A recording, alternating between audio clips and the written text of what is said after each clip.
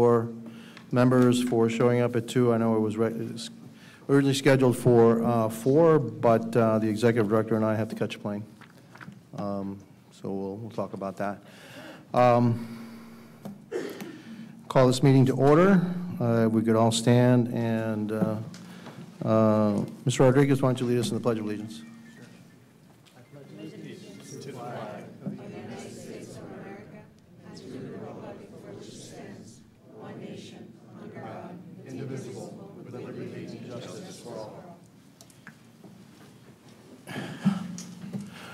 Roll call. Ms. Fano? Present. Ms. Gutierrez? Here. Mr. Meyer? Present. Ms. Weinberg? Here. Treasurer Martinez? Here. Secretary Wolf? Here. Vice Chair Board? Chair Jimenez? Here. We have a quorum. Thank you. Need approval of the agenda? Move. Second. Move. Second. Any discussion? All in favor say aye. Aye. Agenda has been approved. Declaration of voting conflicts.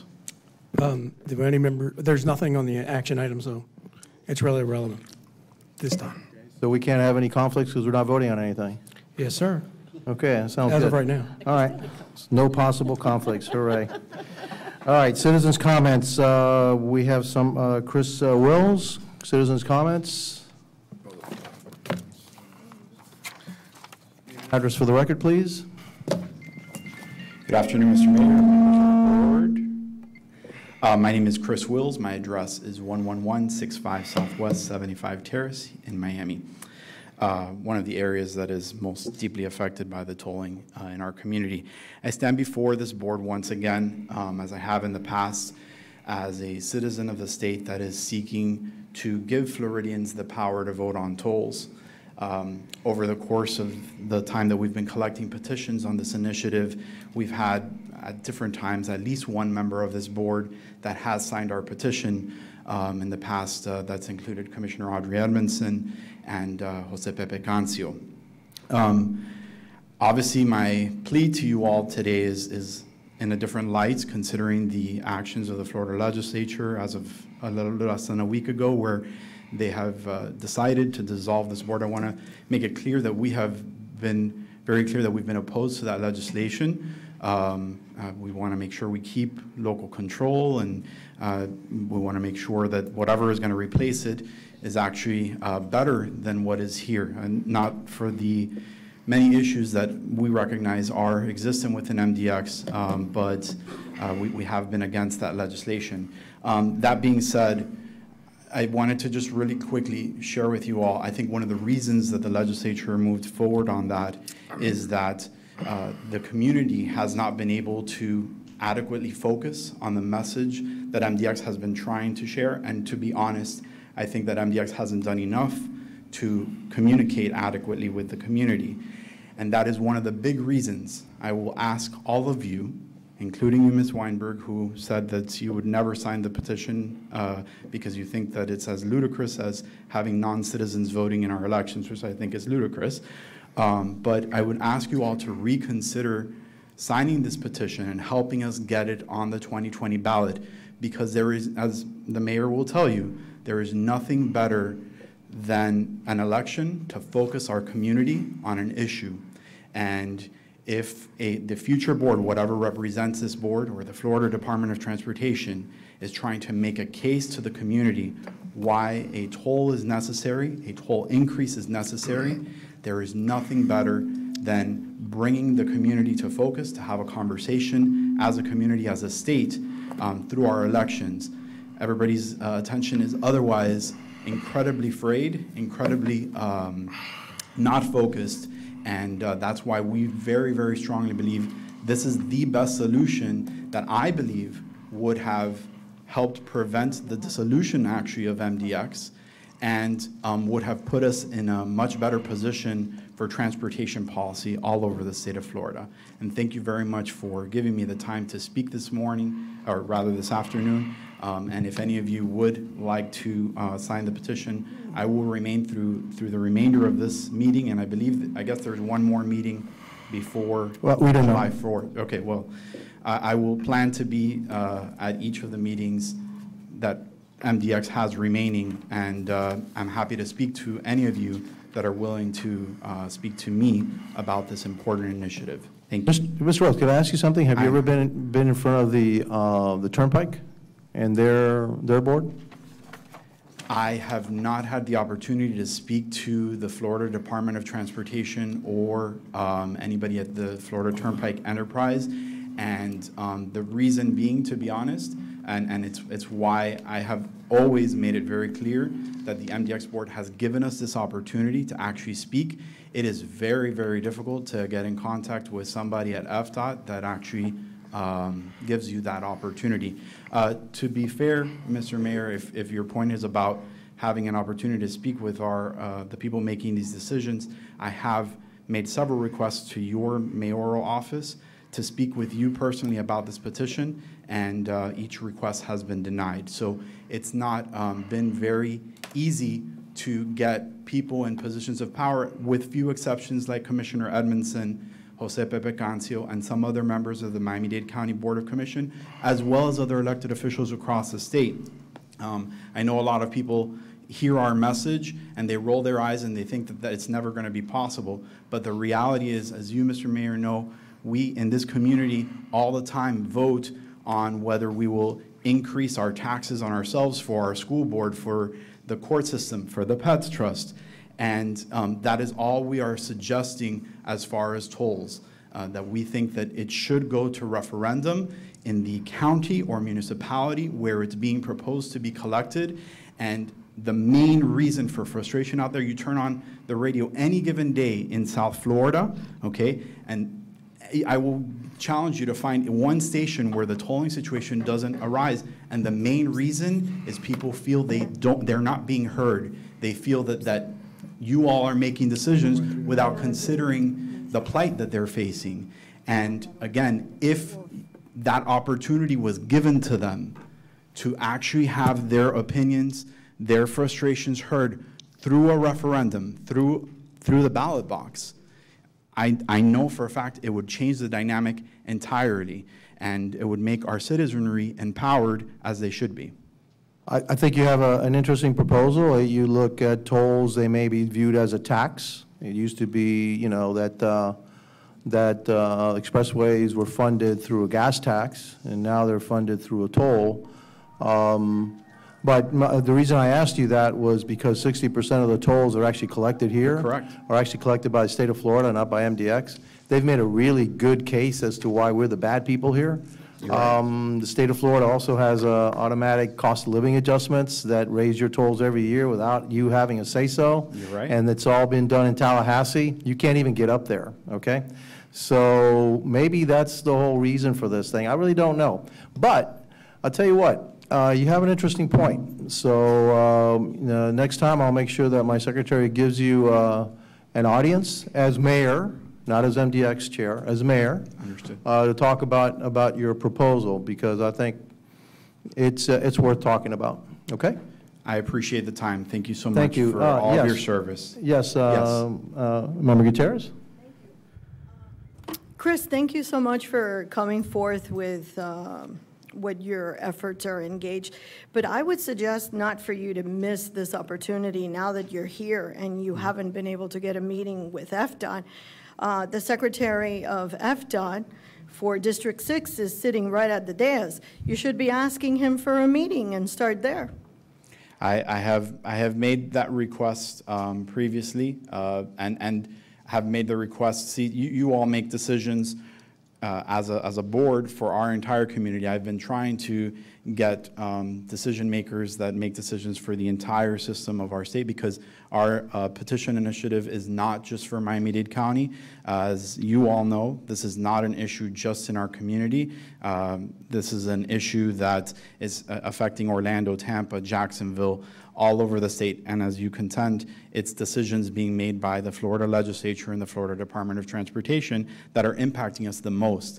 That being said, I have been working on this issue, on this petition initiative for years, tirelessly, driving the state, sleeping in my own car many times to try and get enough signatures to get on the ballot. We're doing really well this year, and I think the legislature just lit the fire to get us on the 2020 ballot. But I'm here before you once again because I didn't know how many more meetings were going to be held for the MDX board. And I'm hoping that you all can, in your last few weeks or months, whatever may be remaining, can stand on the side of the citizenry of our community and say, this makes sense. Let's give Floridians the power to vote on tolls. There's absolutely no reason to be opposed to it. We understand. Thank you, sir. Appreciate it. Anything else from any board member? Thank you for your comments. I just don't see how this is different from us losing control of rate setting and our responsibility to our bondholders. So I do stand by my comments. Ludicrous as you might want to think that a non-citizen of this country shouldn't be engaged in our elections. I think anybody that thinks that's ludicrous is insane. There is a value to having been born or naturalized as an American here to enjoy voting. The comparison is insane. I'm sorry? The comparison to letting people vote on tolls to having non-citizens vote in our elections. Everybody drives. Yeah, but everybody's But I did impacted by like the your tolls. analogy to the fact that we do go to the electorate with education issues where not everybody has children that goes to school. So I'm starting to see the benefit there, but mathematically and just categorically, because of our fiduciary responsibility to our bondholders, this is not something I don't see any board member here could stand behind. We cannot relinquish control of our rate setting. So Board members we're back have to square supported it one. in the past.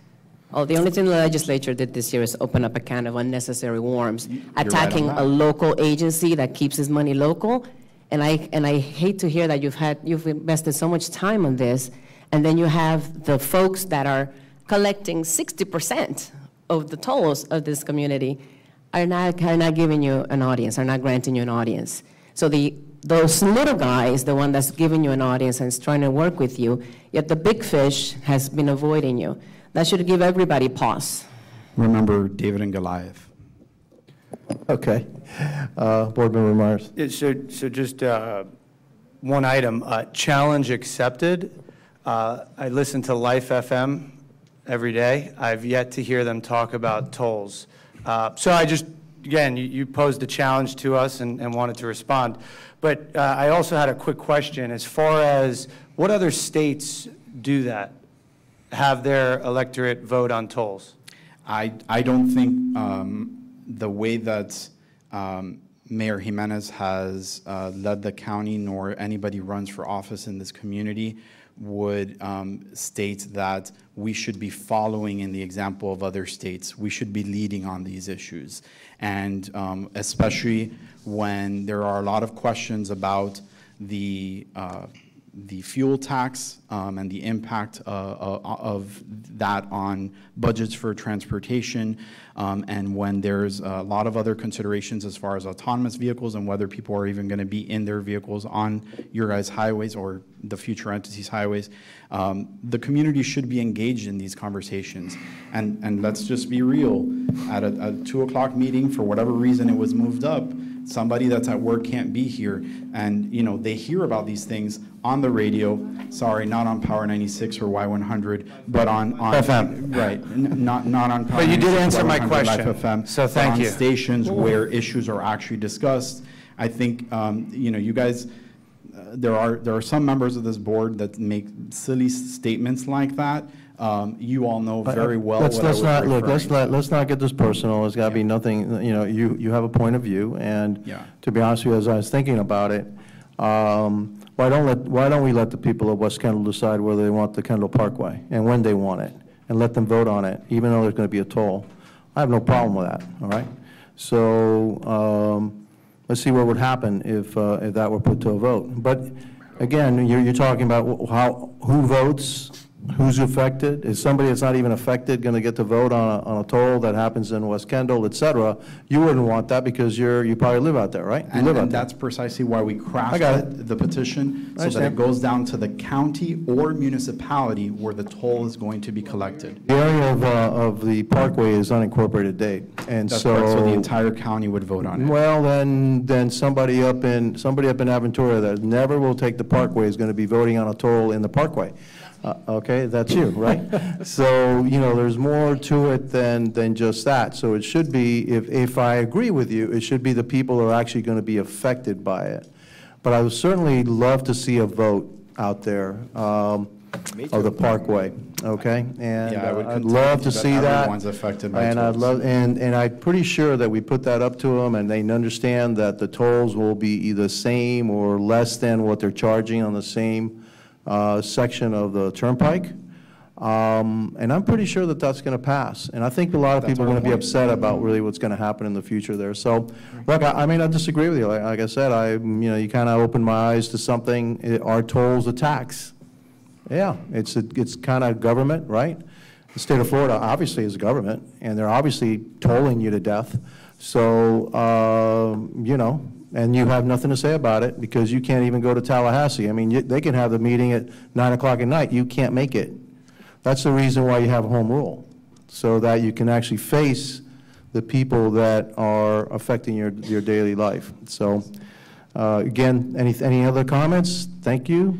Appreciate it. I really appreciate No, this. I ample appreciate time your that you have comments. provided, and in spite of some of the comments that were made, I appreciate the back and forth, and I've always made myself available for any questions. I have never not answered any questions that have been posed by any of you all or any elected officials that has any legitimate question or concern about our initiative. Thank you, sir, and this is democracy, and we appreciate your comments. Thank you. Thank you. So the public hearing portion is open.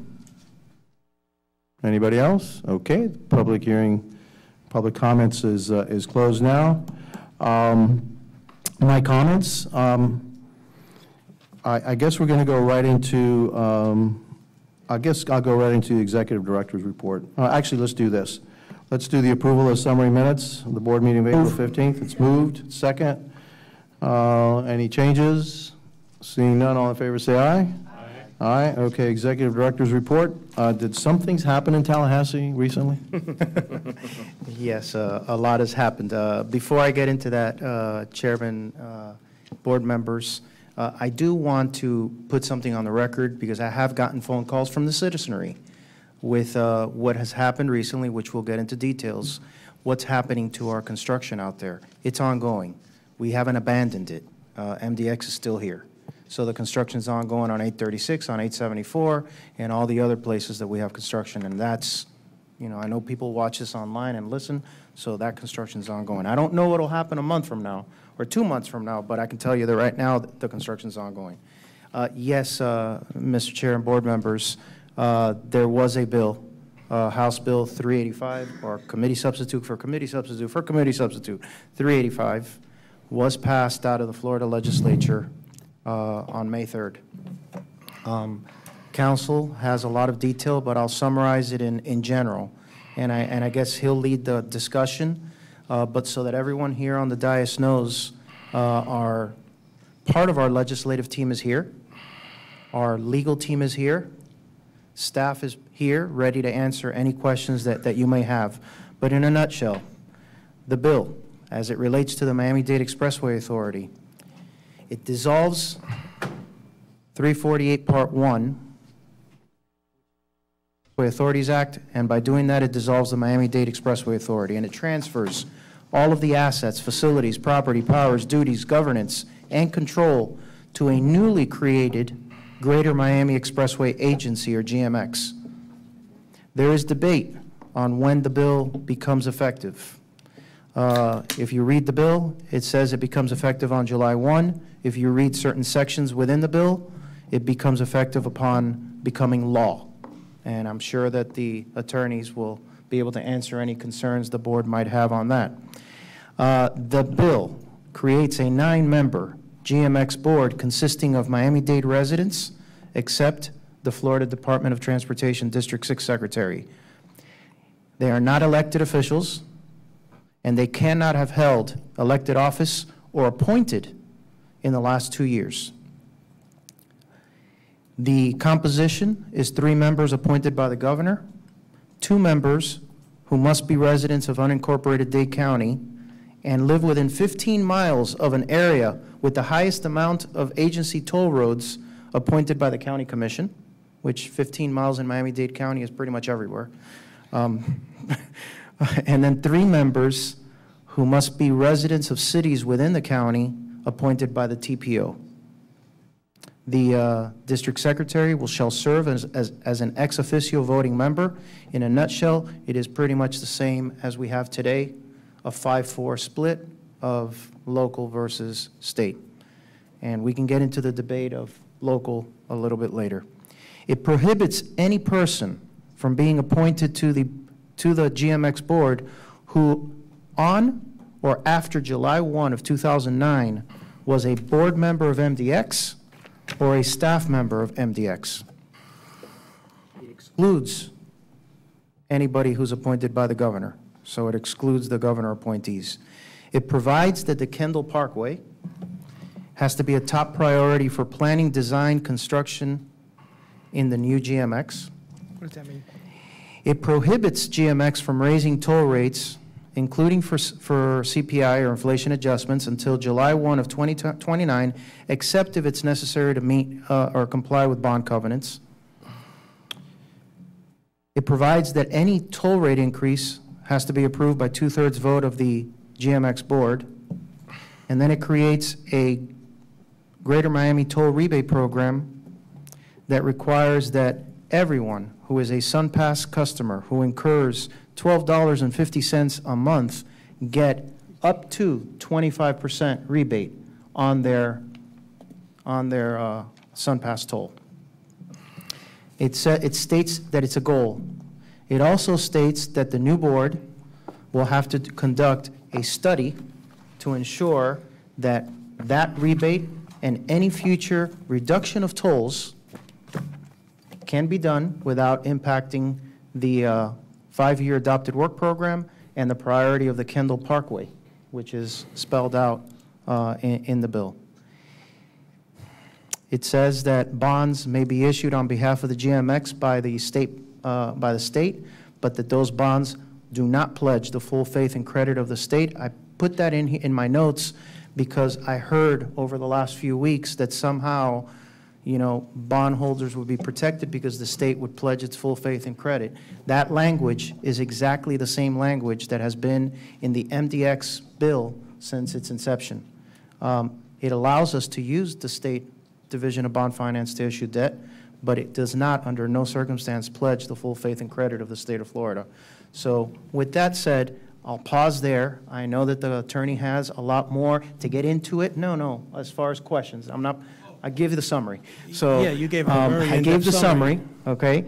There are other sections of this bill that affect local, and I'll touch on one that affects this agency, which is the TPO. And 2 things that were addressed in the TPO. There was a lot of debate about changing the composition of the TPO. The final bill leaves the composition exactly the same, including a member of the GMX board. It prohibits that the Miami-Dade TPO can assess any fees on cities or other TPO members for membership. And that's it. That is the bill that passed. So. Well, Mr. Rodriguez gave a very good summary of the highlights of the bill that I think that were pertinent to this bill. The only thing that I would add is that the new board will review to determine which employees will continue employment with GMX, and they will have a nationwide search for their new executive director. And another thing that the bill does say is MDX is dissolved. The rest of the bill really looks like our statute prior to 2017. So it really is synonymous to what we had in 2016. Okay, Mr. Martinez? Ms. Counsel, as well as Mr. Rodriguez, isn't there also a portion of the bill, and I don't know if Mr. Rodriguez covered this, that requires that by October 1st, the Auditor General of the state must do an evaluation to determine the feasibility of a toll reduction? I believe that is part of it. Isn't that correct, Counsel? Yes, that's the where they have a goal of lowering the tolls to 25%. So in other words, and I want to make sure that the people know this, that if the Auditor General report comes with the determination, which common sense tell you it's going to say that you're either going to have to choose between a toll reduction or projects. There is no guarantee that this 25% reduction is actually going to occur. And I would venture to bet if the Auditor General recommends against it, it cannot occur. Is that a fair assessment of the way it is interpreted? Because they have to wait for the feasibility of it, or can they do it regardless of what the recommendation is? I just want to clarify that.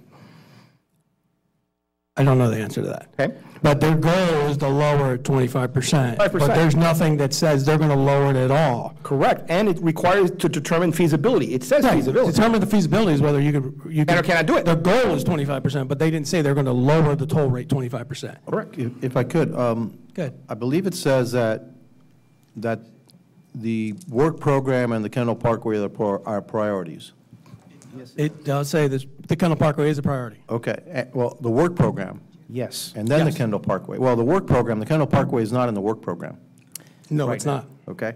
So, but we only did that because we're in litigation, or the county's in litigation, and then once that's lifted, it was our intention to begin construction on the Kendall Parkway sometime next year. Correct. Yes, Mr. Mayor, for clarity as well, the Kendall Parkway has been in the five-year work program for a number of years. It was funded for project development and right-of-way phases, nothing more. And the reason we couldn't put in construction phases is because the two criteria on the MDX legislation since we were created and on the new legislation is that the project needs to be contained in the LRTP, the Long Range Transportation Plan, which it has been for many years, and it has to be consistent with the local comprehensive development master plan. That is what the Board of County Commissioners voted on back in September. Correct. And it passed. It has been challenged, and there's a hearing set for July. So until that isn't disposed of, we can't program construction dollars. Understand. That's the, you know. But if they have to do an analysis based on the work program, and then finally also the Kendall Parkway, what could be the possible reduction in tolls? I think we should have a share for that. I'm not a financial person, but as an attorney who's working with this agent, I don't think they're going to reduce tolls at all. They can't. They might have to raise them to get all that stuff. But, okay, so we also just had a downgrading in our bonds. That is and then correct. As far as what the executive director said, the state of Florida can issue the bonds, but will not be putting the full faith and credit of the state of Florida behind the bonds. So the new agency will have to stand on its own 2 feet, just like we do. That is correct. Okay, so as that happens, then the ability of the new agency to actually execute a work plan becomes less and less, because the bond, as soon as your credit rating starts going down, the cost of borrowing goes up and up. Is that correct? That is correct. Okay, and so, There may be an issue with reissuing the current bonds right now. Like, they might have to refinance the bonds at a higher interest rate. a lot higher rate. Remember, And they have not only they're going to inherit a bad rate, they also have some stringent guidelines on when they could raise tolls. So yeah, they can raise them to meet the basic covenants, but they'll never get above the basic covenants to do anything in the future. So they're pretty hamstrung, the next people. Interesting, okay. Anything else interesting about that law? We hit the highlights for us, for the purposes of us. I wanted to get on the record a couple other things. Mr. Rodriguez asked me to go over how we initiated litigation this weekend, just briefly, and I wanted to introduce Mr. Gene Stearns, who is enhancing Kirk DeLeon's effort, and Mr. Rudy Saranda, who has handled our appellate work.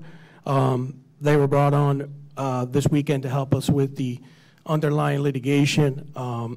Friday, I'll give you a summary. Friday, I know I sent an email to the board members, but Mr. Rodriguez asked me to put it on the record so we'd be clear. Friday, Mr. Escobar brought forward some issues having to do with the effective date.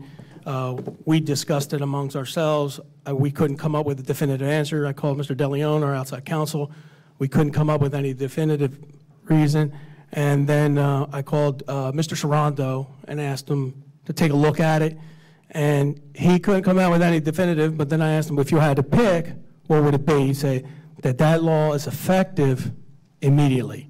Therefore, on Friday evening, I don't know, about 6:30, we could have, I mean, if that bill was sent to Governor DeSantis, it could be in the law Monday morning. So I recommended to the executive director, we have to get on this. We got to move forward with legislation. Let's just preserve the rights. We'll deal with it later. I told him, you know, pursuant to the policies, please, you know, inform the chair and tell him what we're doing. And that later that evening, I retained Mr. Stearns and his firm, who has a very large presence in Tallahassee. Phenomenal group of people. I worked with them all weekend.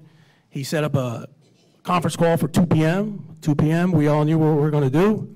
And by 2 a.m., Mr. Rodriguez had signed a verified complaint, and they had filed motions in several courts. We were successful in getting a temporary, we were successful in getting a hearing for a preliminary injunction tomorrow, which Mr. Rodriguez and our chair will testify. But I wanted to bring forward an email I received yesterday from an individual who is a financial, he works for Baird. And what happened was, Marty received a call, he said, there's one to talk to Javier Rodriguez or Marie Schaefer, and they're not here. Will you talk to them? I said, yeah, sure. So this Mr. McAllister called me up and said, listen, I represent a lot of bondholders, and I wanted to get an update on legislation. So I gave him an update on legislation. He said, he sent me an email, can you give me some paper? So I sent him a copy of the enrolled bill. I also sent him a copy of a verified complaint. And he wrote to me back, and I think this is really indicative of what's going on, because we've heard from the credit agencies. We've heard Ms. Schaefer, our financial consultants, our outside bond counsels have told us gave us a lot of information, but we've never had an opinion from someone who represents the financial industry as a bondholder. And he writes, Carlos, thank you very much for the update, info, and your candor. From a bondholder's perspective, the legislation is wrong, and you are right to fight against it. We bought bonds believing MDX had independence as well as rate-setting authority, and now they are seeking to change the rules after the fact. This also brings into question other toll authorities within the state and their independence. The state is setting a very concerning precedent for bondholders by taking this action. Good luck, and we look forward to further updates. And this is a gentleman who works for, I really don't want to give him his name because I don't want him to get 5,000 calls, but he works for a company called Baird. He's not in this state, in the Midwest, and he just called on a whim. And that's the first time that I've heard from a bondholder personally. Okay, I see Mr. Stern is in the audience. Mr. Stearns, would you like to come up and make some comments? You are a counsel now, This is turned on.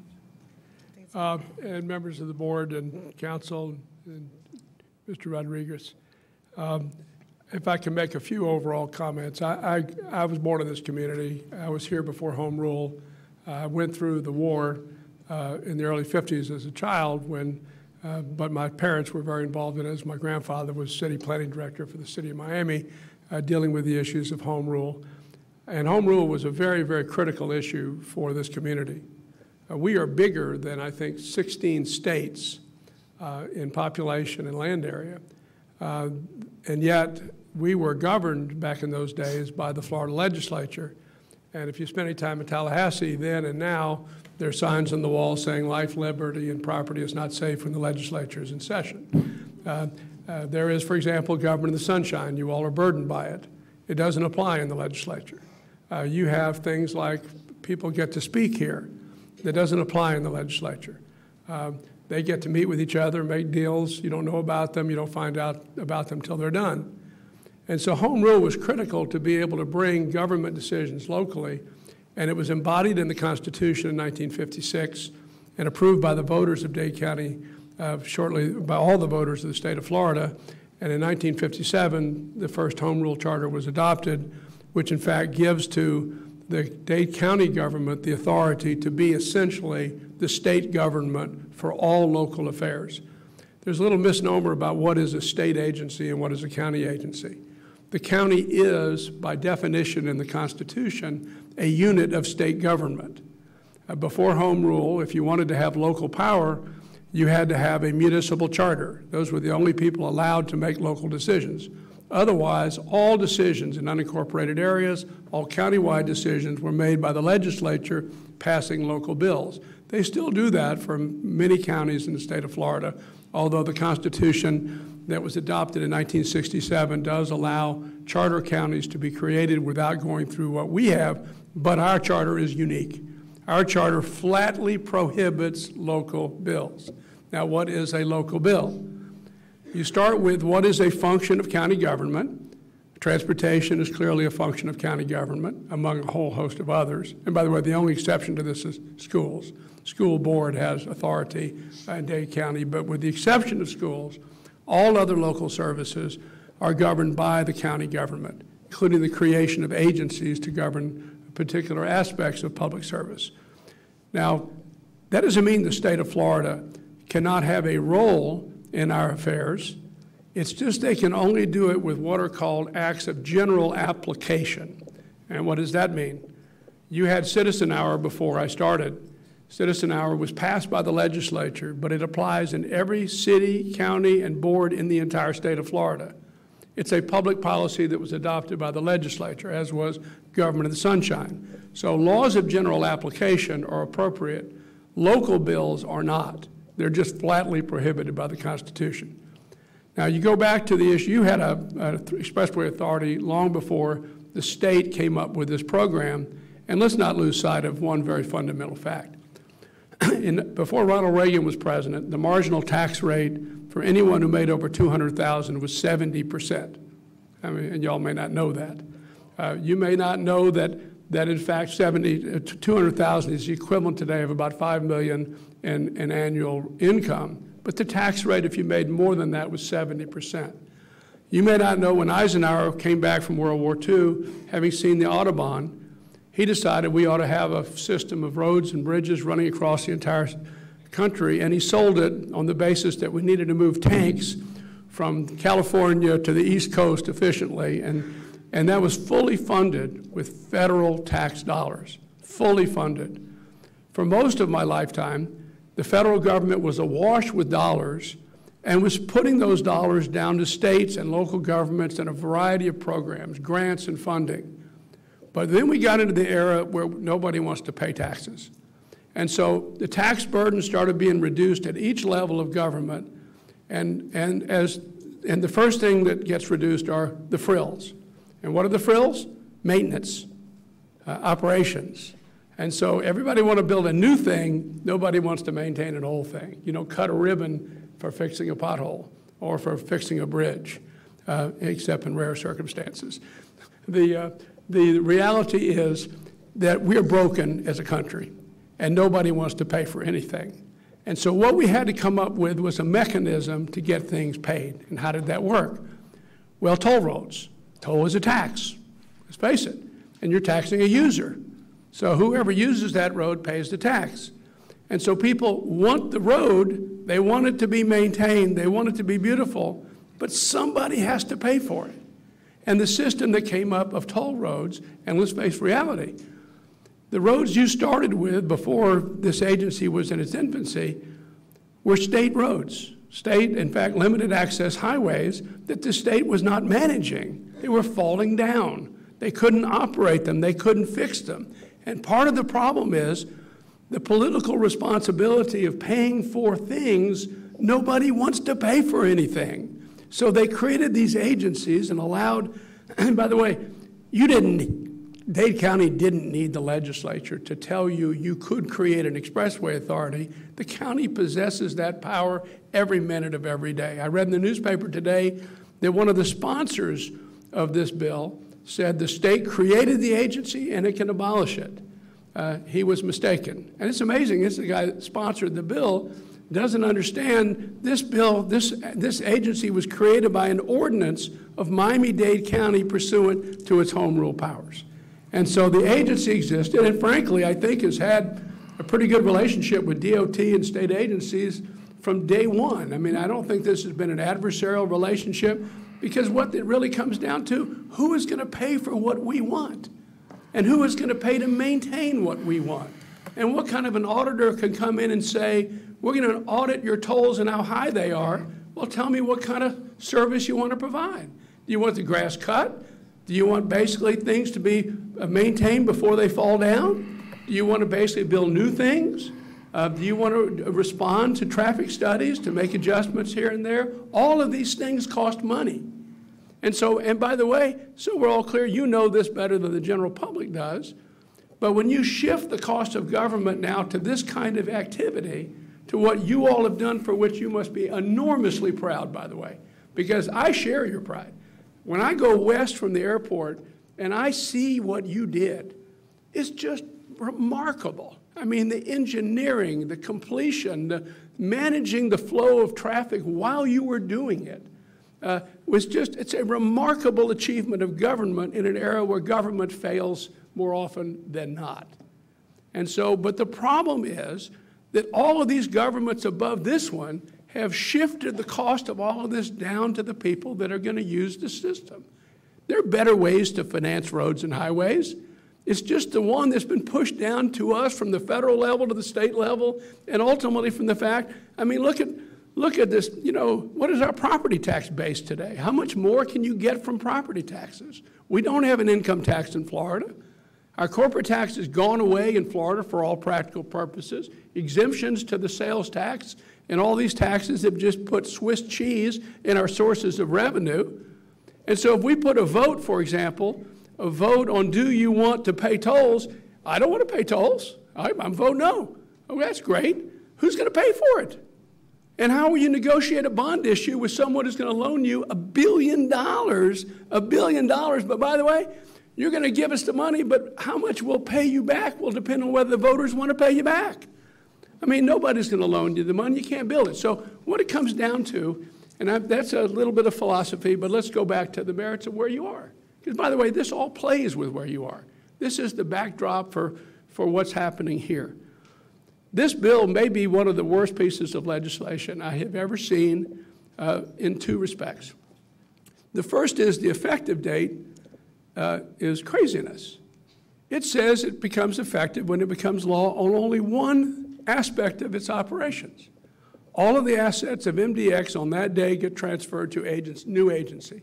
So if the governor had signed this bill today, then as of today, you're gone. All your assets are gone. All your employees are now working for somebody else. They're gone.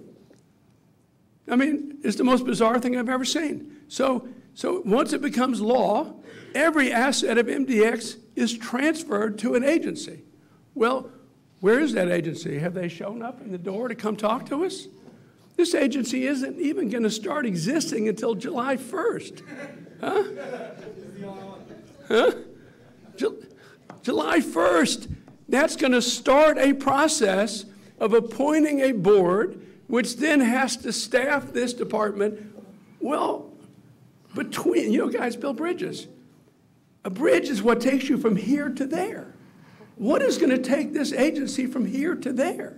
Who's going to pay employees? Who's going to deal with vendors? Who's going to direct traffic? Who is going to make sure people aren't killed? You got 1 million cars a day on this road system, and somebody in the legislature thought it was a bright idea to stop the functioning agency sometime in May and create a new one sometime in August.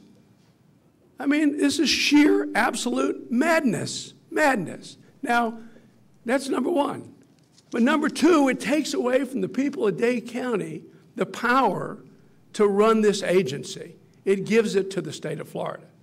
And the state of Florida, let's face reality, they're pandering to people who legitimately don't like paying tolls. I'm not knocking their desire not to pay tolls, but adults in the room have to say, none of us like it, but you're either going to get the roads or you're not.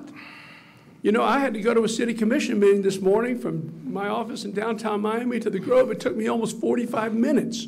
Traffic in Dade County is coming to a screeching halt from one end to the other. If we're not investing, we're not going to survive this. And so what you're left with is a group of politicians want to be able to say, I am lowering your tolls 25%, you know, free lunch, free ice cream, it's all happening for you, isn't this wonderful? They can't do it without bankrupting themselves and the state. So that takes us to the legal process. If you were going to cease to exist on Friday or Saturday or Sunday, the law is that while you existed, you had to complain. You couldn't wait till you're gone away and then complain. So that's what created the emergency. We had armies of lawyers working Friday and Saturday and Sunday, making sure that we did the amount of work that could be done in that short period of time, and your staff has been phenomenal, getting it all together and putting it together, to write a complaint that essentially addresses the issues that I'm talking about. We sought a TRO originally, which we didn't know that we needed. It turns out we didn't, because we were concerned the governor would do something. And by the way, much of what we've done initially had to be done to preserve your rights. It isn't necessarily we're going to win these arguments in the early stages. It's that if you don't file them, you can't come along later when you don't exist and start doing it. So we had to do what we had to do. And Judge Cooper, the chief judge in Leon County, is hearing us tomorrow at 10 a.m. We're flying up this afternoon and making a presentation, and it's an abbreviated time period, on a motion for preliminary injunction. We just got the response from the governor 2 hours ago, and the governor's response is, and I can summarize it, Dade County is a necessary party to the case. We don't believe that's correct, but don't care. We can join Miami-Dade County as a party to the case. The commission, on a vote of 10-2, voted to support the position you have taken. So that certainly isn't an issue. The next issue they argue is that MDX was created as a state agency, and therefore the state has the ability and the power to abolish it. We're certainly comfortable with that argument. And the third argument is the governor hasn't signed the bill yet, and therefore our claim is premature. That's the only good argument they make, which is we had no choice but to file it before he signed it, but if he doesn't sign it, and let's all understand, 15 days after it is presented to him, it becomes law even if he doesn't sign it. Right. So we have no idea of knowing when and if that's going to happen. We've been given indications through the political circles it's going to happen. He's going to sign it. It's the landmark contribution of his lieutenant governor, who thinks this is extremely important. And as a consequence, I think we have to reasonably assume it'll happen. I don't know what the judge is going to do tomorrow. I'm going to tell you it doesn't really matter in the final analysis. This case is going to be decided by the Florida Supreme Court. And the principle in the immediate issue is going to be how do we bridge the gap from here to July 1st so there's not going to be a crisis. I'm reasonably certain that we're going to work that out, that the employees will be paid, the thing will operate. I don't see anybody rationally arguing that their screw up with the way they wrote the bill was genuinely intended to create a black hole through which this agency would fall before somebody could pick it up, 8-9 weeks from now. On the issue of home rule, there is a provision in the ordinance that was adopted that says when you created this agency, the county said this is a state agency. And that they're all over that, which is that language says this is a state agency. That is the hook they argue to get around home rule. I don't believe it gets around, but let's face facts. We have 3 new justices on the Florida Supreme Court. The governor and his people have announced that they have a new court and they're going to win all the things they've been waiting to do. And these 3 new justices are, these 2 of them are from Dade County. 2 of them were on the 3rd District Court of Appeals. 2 they're respected judges. I'm sure they can read the paper and see that people are saying that they're going to do whatever the Republican legislature wants them to do. I'm not sure how that's going to play. I know, by the way, most of them fairly well. I can't predict their behavior. But I will say this, 2 years ago, if this case had been in the Supreme Court, this was a laid-down hand for us. The law is just perfectly clear. This is a local bill, not a bill of general application, and you should prevail. So that's where we are. We're doing our best. We're working our butts off. This is a labor of love for us. I love this community. I love what we've done. I worry about our problems, but I know darn well we're going to be better at solving them here when people can come talk to you. And for example, I respected the views of the gentleman who wants to have an election on tolls. I would analogize that to term limits, is that Americans are better off identifying problems than solutions. Having worked in the legislature years ago before term limits, we had some really decent people that were there 25 and 30 years. You couldn't have done this 25 or 30 years ago. You couldn't have done it because there were people there who knew the consequence of passing bills that just were dumb. Today, everybody's just passing through. It's the turnstile government, everybody's passing through. And the sense of responsibility is essentially gone. And so, while it's a good, I think it's not a terrible idea politically to have a vote on a new major project, because then the cost can be put into and let people participate. Finding the constituency to vote is a difficult problem. But the problem is you can't go to bond dealers, can't be able to sell bonds to put in $1 billion, hundreds of millions of dollars and say, you're going to give us the money and over the next 25 years we're going to tell you from time to time what the voters are going to want to pay you. That is not a realistic view of the cost of providing government. So that's where we are. I'm here if you have any questions or answers. We'll be going up this afternoon and fighting for your interest and hope that we do well. I've been doing this, by the way, a long time, so it's not. I'm not a stranger to the courthouse. Okay. Comments? Member Martinez. Good afternoon. This is more of a comment than a question. I think it's also important that we put on the record, and I'm sure you are aware of it, but the public may know, that when this agency was created, we paid the state for the assets that we have. We paid the state $90 million. Yes.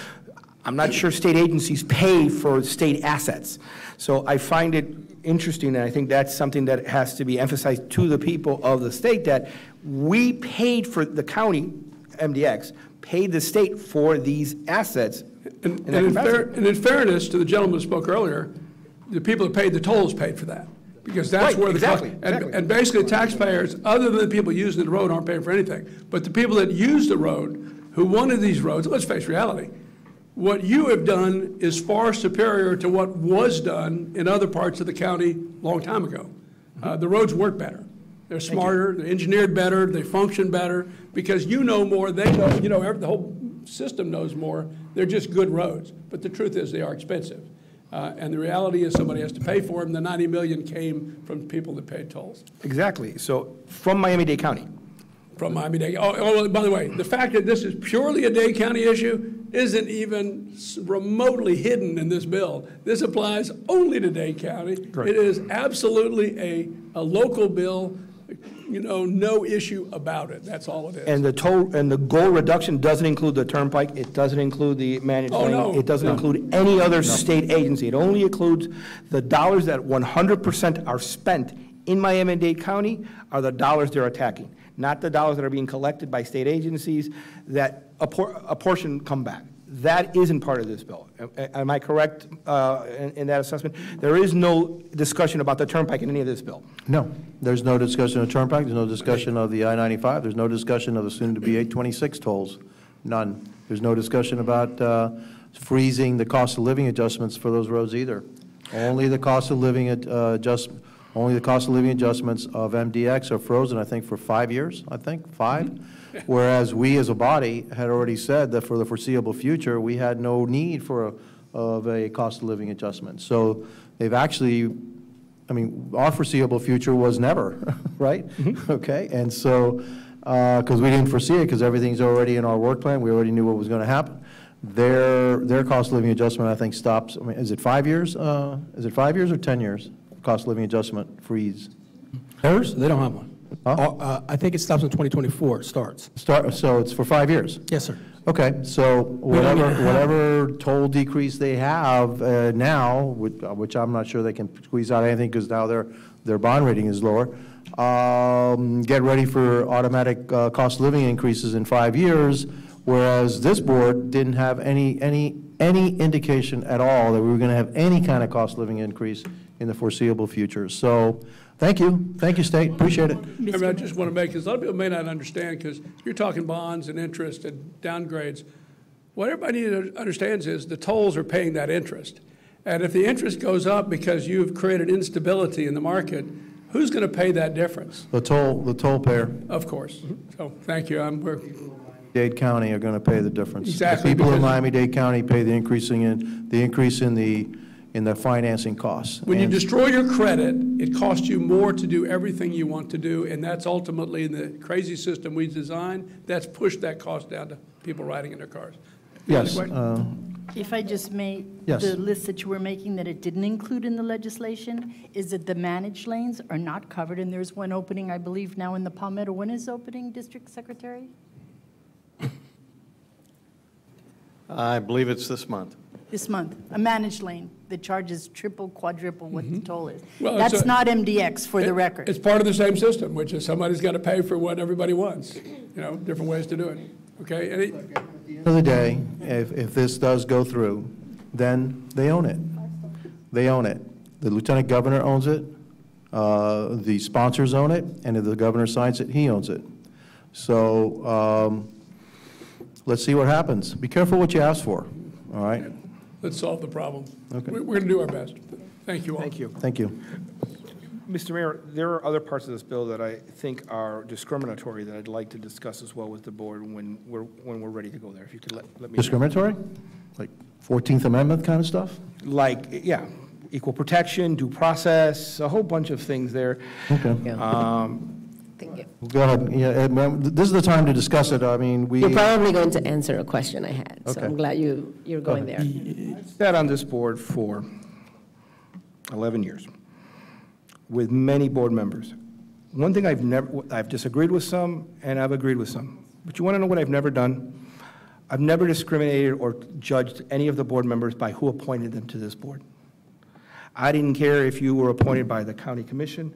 I didn't care if you were appointed by the governor. As far as I was concerned, we were all individuals who volunteered because we don't make any money. We lose time from our busy schedules to come here. Some have to take vacation days to come here to serve because we believe in what is in their best interest.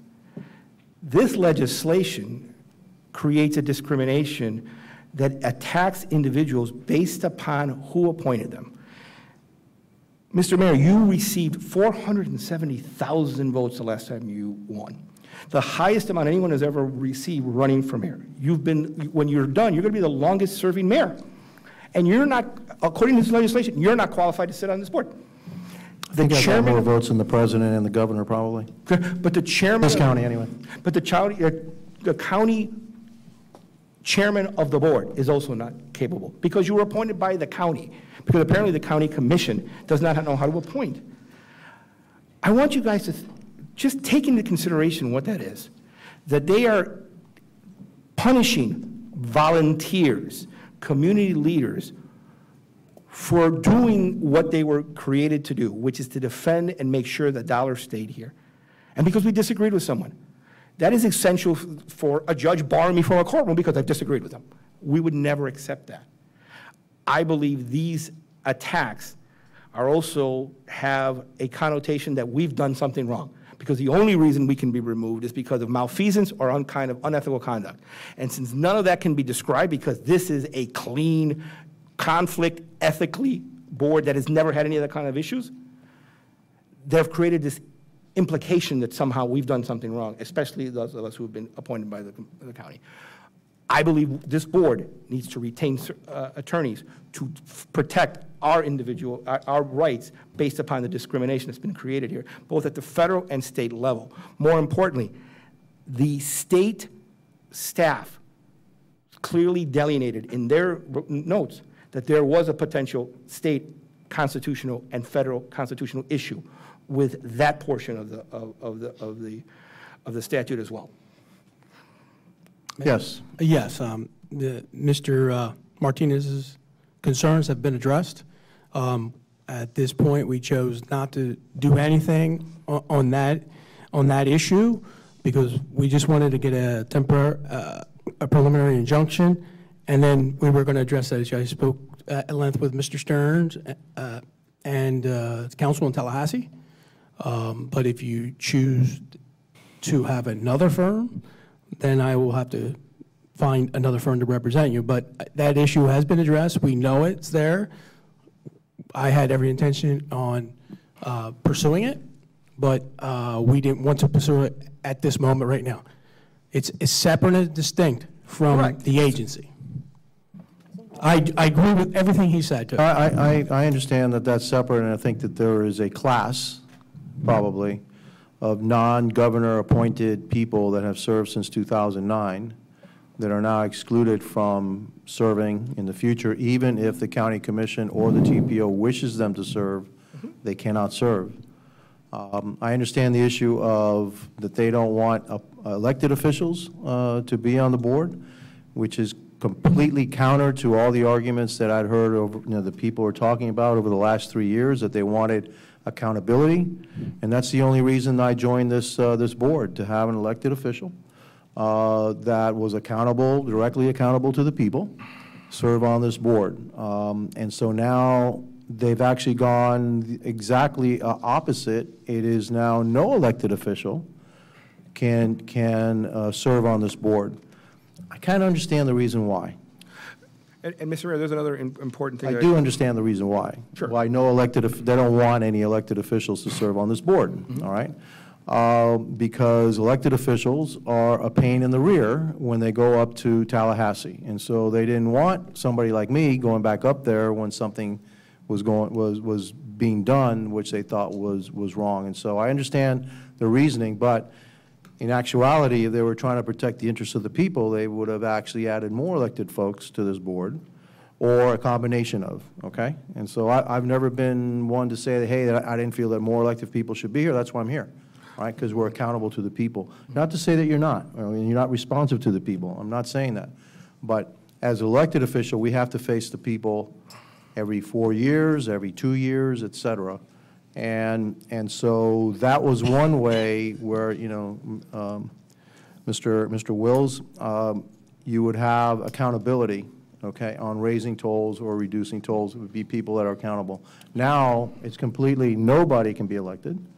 But you're right. I think there is a class of people that, because they served on this board and because they weren't appointed by the governor, are now completely excluded from serving on this board. And it's also something else. The state, in a way, is impugning our reputation. That somehow we did something wrong. And as the mayor of Miami-Dade, I take offense to that. Because I'm a very public figure. And that somehow we did something wrong here. And I may just join you in something in the future. And there's a price for that. Impugning our reputations with no valid reason, no evidence, no accusations, nothing. If we had been all, taken by the state attorney and said, you're all corrupt, et cetera, okay, I got it, all right? But there hasn't been one shred of evidence that the people serving on this board have not done everything above board, in the sunshine, I've never heard of any scandal coming out of this agency. The only scandal I heard was, hey, maybe the toll's a little too high.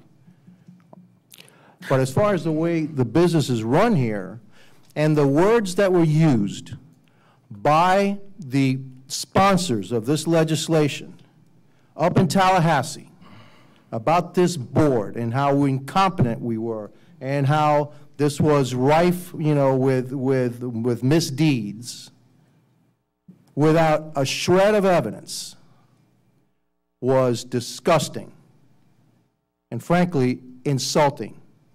And I will not take that lying down. Thank you. One more irony. Mr. Stern, before. I just want to make one point. If the legislature had barred elected officials, it would be a law of general application. But when they bar elected officials only in Dade County, that is, in our view, flatly illegal. Not this, and by the way, the legislative history of this is someone in the legislative staff recognized the illegality of this and left a note in the file in the legislative history essentially saying this is probably illegal. They passed it anyway. And I read that. And one other thing, I think it's important for the irony of history, Mr. Mayor, for those who don't history.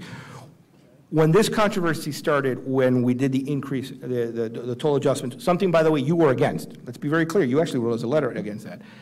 When that vote passed, there were 5 governor-appointed members. 4 of them voted in favor of the higher in. 7 adjustment. No, of the 7, no, there were 5. There were 5. It's 5 appointed from the governor. 5 appointed from the governor. Correct. 80% of them. 4 voted in favor of the toll increase and a higher increase. The only that did not is Ms. Fano, who is currently still on the board, as well as myself and Ms. Gutierrez, also voted against the larger amount. So any implication that somehow the county employees somehow are more in favor of total is historically incorrect based on the record, which is one of the things that I agree with you is there has been misrepresentation about what board members are doing, okay? That is one of the issues here, is that when you start discriminating people because who they're appointed by and not by what they've done, that's a problem. Because if they can do it to this board, they can do it to anybody else that doesn't agree with them. And if the county individuals and if the county commission, who took a great vote yesterday, does not realize that this is a direct shot across home rule, they're missing it. This is the first step in trying to repeal the home rule that was established here. If they can get away with it with this, they can get away with it in the future. That is why it's essential, and I'm glad that the county commission voted to join this, Mr. Mayor, because quite honestly, it's not about us. We are volunteers. We believe in what we're doing. We take hours of our time. We are not paid, and I think this is something that also needs to be out there.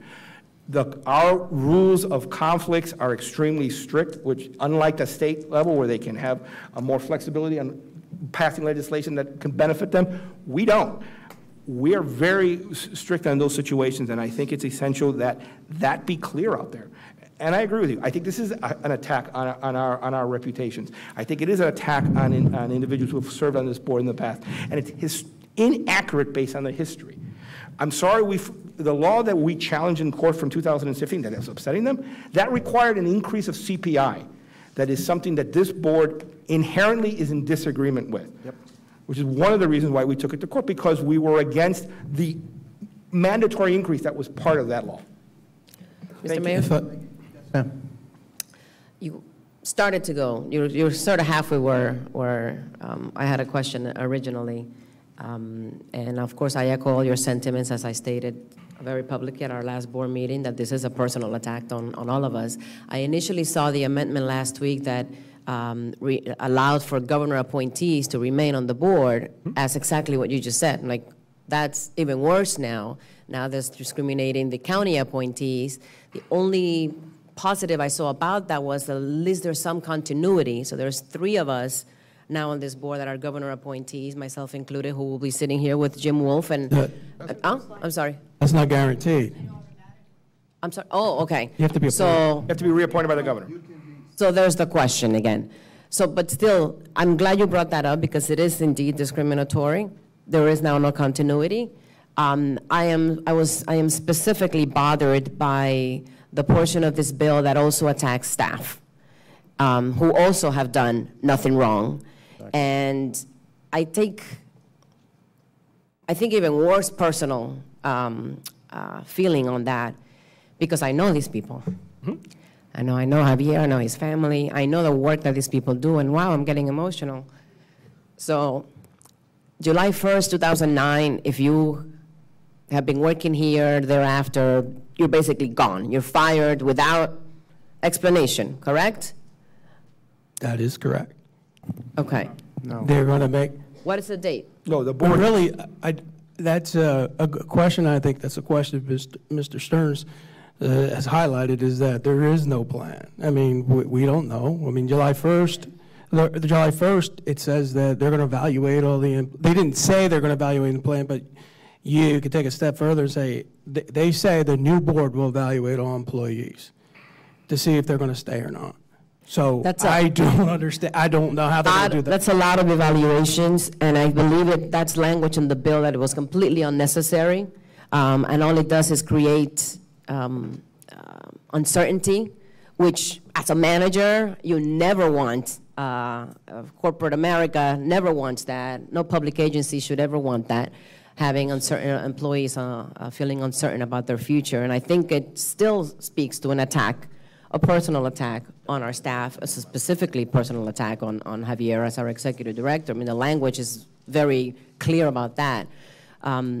So I appreciate it. I'm sorry, I forgot your name. Eugene I know we've met before. Gene, I loved every word you said. I don't think anybody could have surmised exactly what our situation is right now any better. Thank you. I know you've been working with Carlos, and I appreciate everything you guys have been doing this weekend, but it was pretty well laid out, everything. You didn't touch on the board and the staff debacle. But yes, we all are. In my view, we're all under attack. An evaluation, you're going to evaluate, how many families do we have working here? 33 employees? Yes. This phantom board that has yet to be created, that will take God knows how long, who owes who a favor up there, who is now going to be appointed to this board, and how long. By the time they get that together, where are these 33 families? I mean, what is the plan?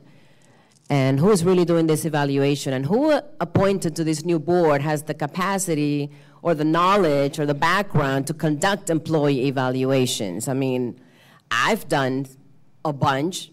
I don't know how many more of us here probably have, but we don't know who's going to be coming in here doing this job of a brand new agency they've never even been involved in or known, except what they've heard from their buddies in the legislature who are going to be appointing them, which is all the horrible words that you said or you're being heard up there. That's all they're learning about us. And yes, I too take very personal attack. And yes, I will join any class, and I certainly hope that we do. And if we don't, I'll go it alone, because precedence does have to be set against their precedent. Because, yes, it doesn't stop here. You're absolutely right, Gene. You're absolutely right. Who's next is right. And everybody else, any other agency board, any other volunteer of the state serving, I take time away from my 3 children, my husband, my life, my consulting firm to sit here and serve, and now they're saying I'm no good and I don't belong here. And that is patently false, to quote my son yesterday. And we certainly will be defending ourselves. Thank you for clarifying the fact that there is no clarification on this stupid bill on what happens to the staff and how what the plan is over the next few weeks on how this gets done. So, Governor, unless, language can be written in there that, exactly. So you can't, there isn't. The only thing to do is to veto this idiocy of a bill constructed by, period. And one, if I may, Mr. Mayor, one other thing. Last week when they were debating this bill on the floor, there was discussions that the issues relating to the credit ratings, the bond ratings were scare tactics based upon previous drafts of the bill, and that they had protected and resolved all of the issues. I don't believe I've misquoted what was stated. Am I correct? Oops. Okay. Dated yesterday. Oops. By Fitch Rating, that has downgraded us and given us a watch of negative. I think it's important to rate that the downgrade to an A- reflects a legislative passage of House Bill 385 that dissolves MDX and calls for a substantially lowering tolls with a prolonged postmortem on rate hikes, thus reflecting the culmination of an unprecedented degree of state political interference into the affairs of a local tolling authority. This wasn't drafted by our staff. It wasn't even drafted by our attorneys. This is a nationally renowned rating agency that is extremely concerned, which with this downgrade is going to cost the people of Miami-Dade County millions of dollars. Yes. Up into, I know it's anywhere between 40 to over 100 million in the long term of the rating. Mr. Chairman, I know you, and I know our staff, I know our representatives have been warning the legislators about this since day one. We have been forwarding the S&P Global, we have been forwarding them the Moody, we have been forwarding them the Fitch Rating. They completely ignored all of those things, claiming that we were just exaggerating. And apparently, we weren't. Member Martinez, here's how it goes. And I sent a letter to the governor indicating to him that a one-notch downgrade we've just got was going to cost $40 million in additional borrowing costs to our work program. A two-notch downgrade would cost us over $100 million, or cost whoever $100 million. The toll payer, the people of Miami-Dade County, over $100 million in additional borrowing costs for the work program. A two-notch additional, in other words, we already received this one. If we have one, it's 100. We have another one, which is possible, and if not likely, will cost $200 million more in financing and borrowing costs to the toll payers, the people of Miami-Dade County. Plus, it is sending shivers up to Fitch and S&P and Moody's about the other toll agencies in the state of Florida that, you know, 'cause if they do this to us, then they will, the next target may be those toll agencies in the middle part of the state. And also that it may even transform and go as far as even the state itself and any infrastructure borrowing that they have. So the governor, you know, the governor may want to give the lieutenant governor a win, because the lieutenant governor was involved in this from the get-go, and she was in it the whole way. But it's a $200 million, let me see how I phrased it before. It was somebody was upset with us, but it's the people of Miami-Dade that's going to pay the $200 million for that individual or individuals to get even. That's a high price to pay by the people of Miami-Dade County to feel some kind of satisfaction in getting even with an agency because we decided not to increase the CPI. They lied about us not reducing the tolls. We followed the law. The individuals that were putting forward the legislation don't even know the legislation, because one of them said on the record, I believe on the floor, that 3 mayors are going to be part of the governing board. 3 mayors can't be part of the governing board because no elected official can be part of the governing board. And there are inconsistencies in what they say I am convinced that the 2 individuals carrying this bill were just carrying the bill, that they may not have even written the bill, that it was written somewhere else. And so one of the individuals is now saying that the Kendall Parkway will start in 2025. The Kendall Parkway may start in 2028. Yes, I heard that too. Whereas we have always said that the Kendall Parkway will start in 2020. So now they have to explain to the people of West Dade and Kendall why it is that they're delaying the Kendall Parkway by 5 to 8 years. What exactly is it that they have accomplished here with this bill, or if it passes? They've already hurt us. They've already hurt the new agency in its rating.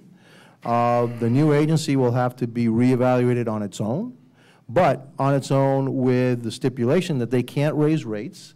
They can't, they don't have autonomy to do what a rating agency or a rate-setting board is supposed to do. Therefore, will they even be able to issue any bonds? If they don't, if we were afraid that the simple language that they had said, and then said that we had to reduce rates by 5% and didn't put any other, I guess, shackle us or handcuff us in any way, we were unable to get, we thought, a clean bond letter. Then how is a new agency going to get a clean opinion when they can't, the state has said you can't do this, and you can't do that? I have doubt that they can even issue bonds, and if they can't issue bonds, then forget the work program, all of it, because they can't issue any bonds. So again, I don't believe that they knew the ramifications of this. This was poorly thought out, and it was done probably with emotion and not with knowing how things actually work. And unfortunately, it's our people, it's our residents that are going to end up paying more for this, this move by the legislature. And by the way, I'm not so sure it was just all that either. So we're looking at some other things. And by the way, Mr. Mayor, your prediction about what would affect, Fitch discusses that as well here. It specifically says the authority's financial profile could deteriorate sharply from its current levels, resulting in further negative rating actions if the bill is ultimately signed by the governor and upheld by the courts. So again, this isn't a scare tactic. This is the national renowned organization that is basically saying exactly what you said, that if this bill is signed and if it's upheld, there is a potential for even greater negative impact on our ability to, on us or the future to obtain bonds. And this isn't about, it's about the people here having to pay more. One thing I'd ask Mr. Mayor is I'd ask that we issue a directive to staff to start retaining the service of an attorney to represent the board on the issue of moving forward and determining outside of, you're representing the agency, but I also want a directive to start working on the class action issues that we're discussing relating to the board and its past members as well. Absolutely. Thank you. We're on it already. Mr. It's your Chairman, if ethics I may, officer. as a point of privilege, I've been quiet and I won't speak to, there's nothing I can add to this, but I do want to say one thing, and I've been quiet about it. Can my staff, the MDX staff, stand up, or anybody who I consider MDX staff who supports us every single day, and that's the consultants in the front row, stand up. These are the people that, as a manager, as anybody who has ever had to manage people, the fact that these people have stood behind me and stood behind this agency, I applaud you. I know it's a lot easier to go and take another job, and I know it's a lot easier to go fix your family's future, and I understand that. And I thank you publicly for sticking by us, because I know we're on the right side of this, and the community will appreciate it in the long run, and I thank you guys. Absolutely.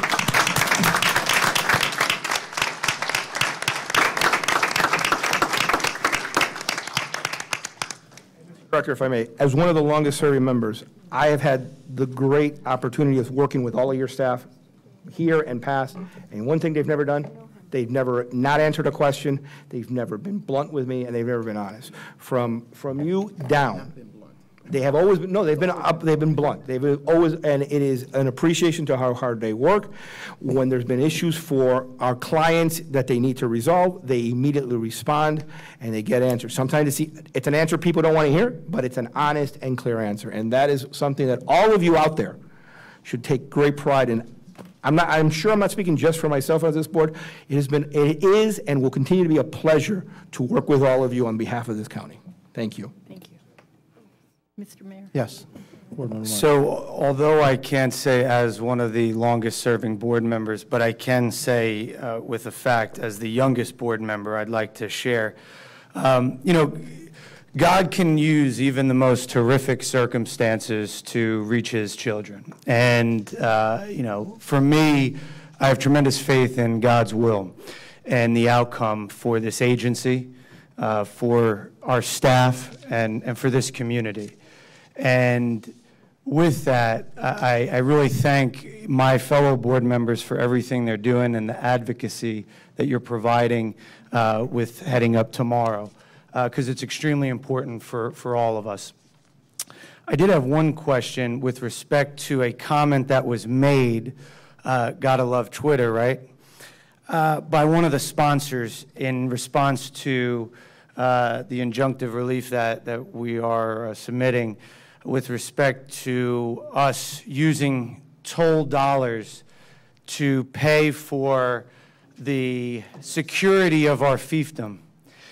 And when I look at the cost to protect this agency, the cost to protect our staff and this community, and I then think about the cost implications of bond downgradings, rebranding, executive search, potentially a whole new staff, I'd be curious to see what that cost difference would actually be. And I don't know if we've even looked at that, but I think it would be interesting to know, especially when those are the comments being shared to us. Thank you. We've calculated some of those costs, the cost of even changing the signage from MDX to GMX or whatever it is they're going to be called. We've analyzed the cost of reissuing bonds. If in fact the new agency has to reissue bonds, and if you have bondholders that are unwilling to accept an assignment, then they may have to reissue bonds. I'm not even sure if the act takes place right away and this board no longer exists. There is no board to assign the bonds to or from, all right?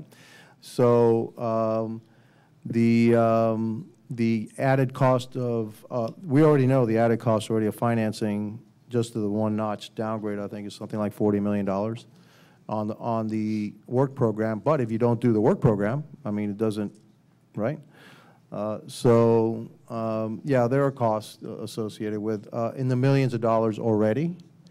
So the individual is a hypocrite, all right?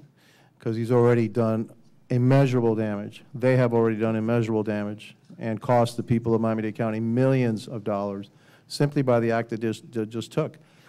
If the governor vetoes this, and I hope he does, all right, it's going to take some work for this body to regain the trust of Fitch and S&P and Moody's.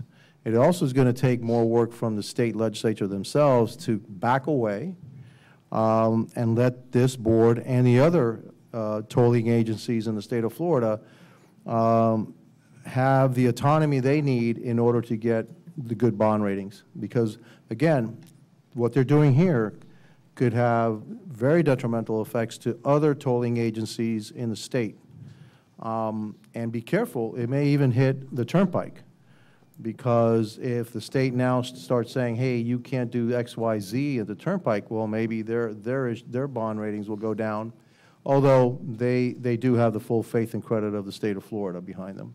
Whereas the this agency and the new agency will not have the full faith and credit of the state of Florida. So it's already cost millions of dollars. May I? Yes, sir. Just to address Mr. Myers' question, you know, as a fiduciary to the toll payers, that did cross my mind, and that was one of the concerns. And I talked to Mr. Stearns, and I said, listen, I don't want to. This is not about my job or about keeping the board. I think this is more. Look, it would be prudent to file a lawsuit. Do we have the arguments that I've laid out? And he said, absolutely. You can't say 100% correct, but I think I'm very confident that you guys are doing the right thing. And if I believed for 1 second that this was a Hail Mary, as I heard during the session, I would not recommend filing a lawsuit. That's not the way. Although you might think my ethics are challenged because of what I hear about what goes on here, I would never do that. So rest assured, this is a solid. There's no 100%. This is a solid. We're moving forward the right way. I don't believe what they're doing, and that's just a side opinion. What they're doing and how they're taking that money up to Tallahassee is in the best interest of the toll payer. I think that as much as I didn't want to say that, not for personal, what the mayor was suggesting with the heft and you know, getting rid of MDX and all that, in all honesty, I thought that was a great plan. I mean, it would have been great for the Miami-Dade County residents. So fiduciarily, I addressed that issue, and I addressed it with Mr. Stern. And I'm not even looking at him, so you can ask him, is it worth it? Because I don't want to waste money for these people that we've been serving for a long time. So rest assured, we covered that. You know how prudent we are with toll payer dollars.